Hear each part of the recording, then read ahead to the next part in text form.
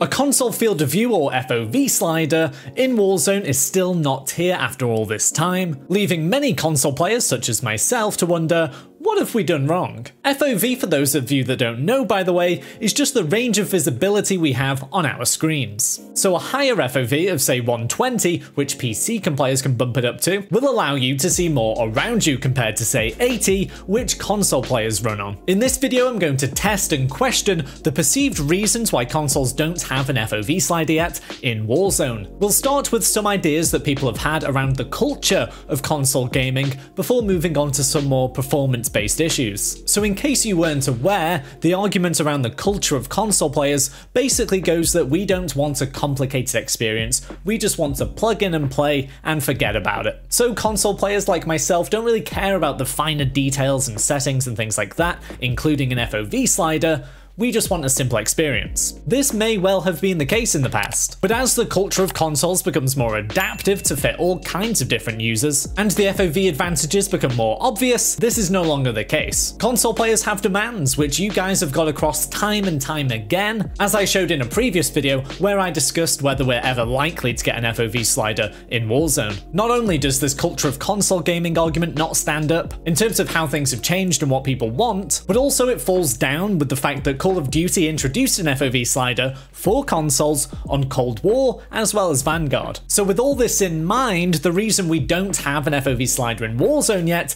is likely to be due to performance issues, right? After all, that's what Infinity Ward said themselves about not adding an FOV slider, suggesting performance issues and FPS drops would be likely. Well, with more field of view comes more screen space to render, so it seems to make pretty logical sense. So with performance issues seemingly being the main barrier between us console players getting an FOV slider in Warzone, I went ahead and tested how FOV impacts performance. I couldn't do this accurately on my console on Vanguard, and since we're talking about Warzone, that wouldn't be the best test anyway, so I had to use my PC, which I make all my videos on. In terms of gaming performance, I'd say it's fairly average and doesn't run at crazy frames per second or anything like that, and because of that I actually think it's quite a nice system to test on, because any results will most likely match the average Warzone player. So the tests you're about to see are based on frames per second and FOV in 3 different scenarios. First up, we're going to see what happens when viewing different sceneries. Then secondly, we're going to drive around the map and see what happens then.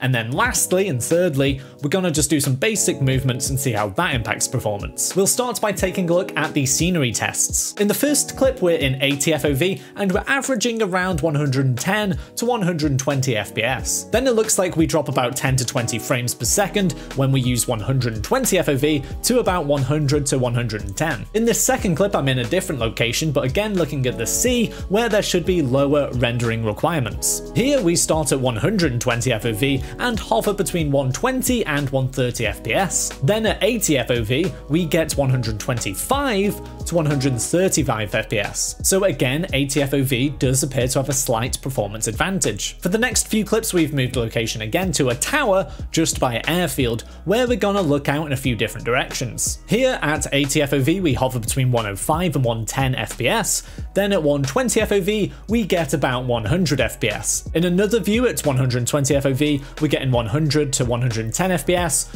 but again at 80 FOV, we're getting slightly higher at about 100 to 115 FPS. So throughout all the clips so far, you can kind of see that 80 FOV gives us about 5 or so extra frames per second. Now we're moving on to the driving tests, where a difference in FOV shouldn't actually affect the FPS too much, because FOV only has a minor influence when in vehicles. And as I drive around the map, that's exactly what we find. And that's a positive sign, by the way, because if there was huge differences, it kind of devalues the rest of the tests that we're doing. Obviously, because I was driving through different sceneries, that does affect some processing and rendering, and therefore frame rate, which is why I was trying to change FOV perspectives in similar terrains. Now lastly, let's take a look at moving around and shooting, and see how FOV affects frame rates here. So for this, I did it at 2 separate locations, one at a catwalk on one side of the map, and then another loop on the other side of the map map back by airfield. So here on the catwalk at 80 FOV, we're getting a range of about 80 to 120 FPS. And that very much depends on whether we're facing the map, with loads of things to render, or we're facing the sea, which requires less processing. Then at 120 FOV in the same location, doing the same actions in the same place,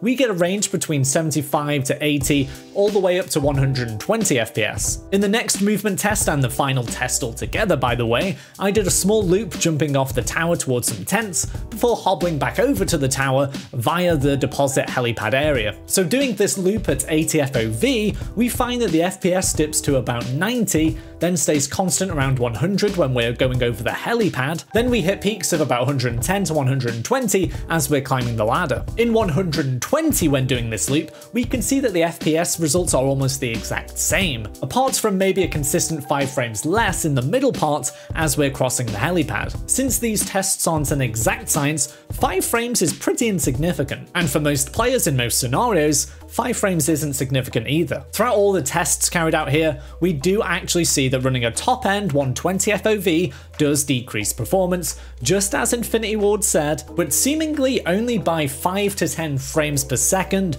maximum. So that's nowhere near to the extent that was suggested or some people believe. I mean, 5 to 10 frames per second in the grand scheme of things is pretty insignificant, to the point where you could easily offer this setting to everyone to let them decide whether they want a higher FOV for lower frames or somewhere in between. I mean, after all, you don't have to run 120, you could run say 100 and only drop 1 or 2 or maybe 3 frames per second. These results were super interesting to me. We've been told for a long time that performance was the reason console players couldn't get an FOV slider in Warzone, but as we see here, it hardly impacts it really. Let me know in the comments what you guys think. Is 5 to 10 frames per second enough to put you off wanting an FOV slider? If you enjoyed the video, by the way, be sure to give it a quick like and subscribe if you haven't already. Bye!